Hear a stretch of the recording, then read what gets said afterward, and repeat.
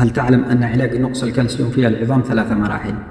المرحلة الأولى العلاج عن طريق النظام الغذائي. المرحلة الثانية العلاج عن طريق مكملات الكالسيوم. المرحلة الثالثة العلاج عن طريق الحقن بالكالسيوم.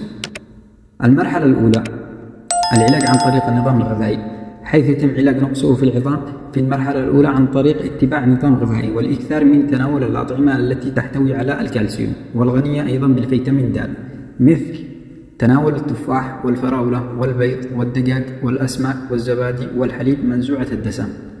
المرحلة الثانية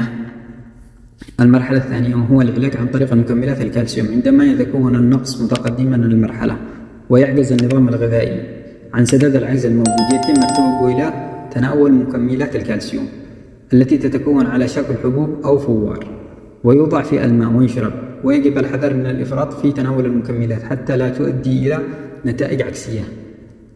المرحلة الثالثة وهي العلاج عن طريق الكالسيوم، ويعتبر هذه العلاج هو الحل الأخير عندما لا يستفيد الجسم من النظام الغذائي والمكملات الغذائية، فيتم الحقن بالكالسيوم في الجسم مباشرة.